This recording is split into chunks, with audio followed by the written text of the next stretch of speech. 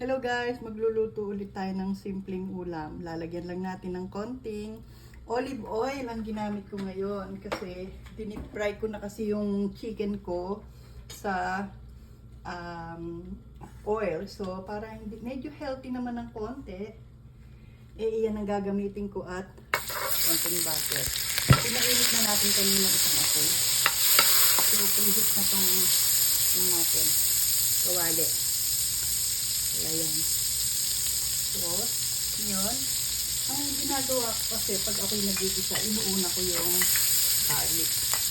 Ayan. Matutunan ko to sa nanay ko. Kasi masarap magluto nanay ko eh. So, hihintay natin siyang umamoy yung amoy ng garlic. Kasi doon mo malalaman na masarap ang lulutuin mo. Tapos ilalagay natin yung onion. Ayan.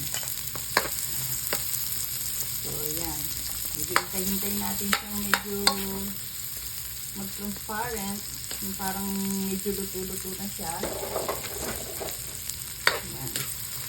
So, habang hinihintay natin yung maluto, itong ating onion, nilakasan ko ng konti yung apoy para maluto yung ano. Yan.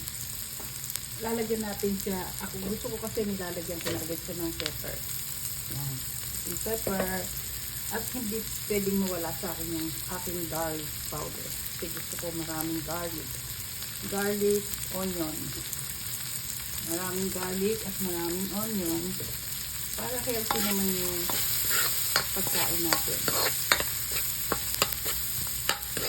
Napaka-importante sa katawan natin na yung kinakain natin is healthy.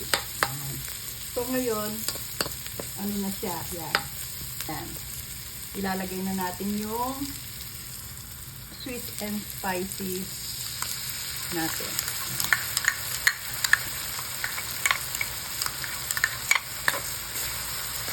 Favorite kasi ng anak ko to eh. Simple na sweet and spicy. Tapos, lalagyan natin siya ng bell pepper. Kulay yellow yung ginamit ko. Bumili ko sa yellow. Favorite color from yellow. Yellow. Yan. Para mabango yung ating niluluto. Yan. Tapos, lalagyan natin siya ng kaunting tubig lang para hindi siya matuyuan. Kaunting-kaunti lang kasi ang pinaka nito, sauce lang ang kailangan dito. Hindi natin siya kailangan lagyan ng maraming sabaw. Yan. Tapos yung chicken ko, pinre-cook ko na kanina. Ito. Pre-cook na yan. Pinip-fry ko siya sa oil. Yan. Tapos halu-haluin natin siya. Yan. Yan.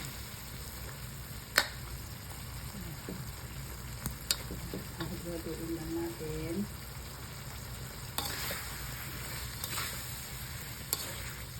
Yan. Yan. Luto na siya. Diba? Konting kulo-kulo lang yan. Konting halo-halo, konting kulo-kulo. At yan ay maluluto na. Takpan natin ng konti. Uy, tingnan natin. Takpan natin. O yan. Luto na. Ang ating sweet and spicy chicken. Oh, simple lang, di ba? Madali lang.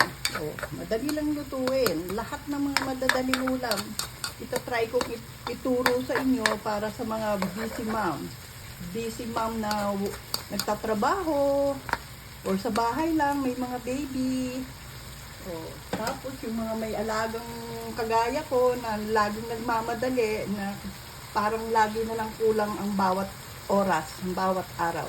So, thank you guys for watching. Bye! Thank you. Bye-bye!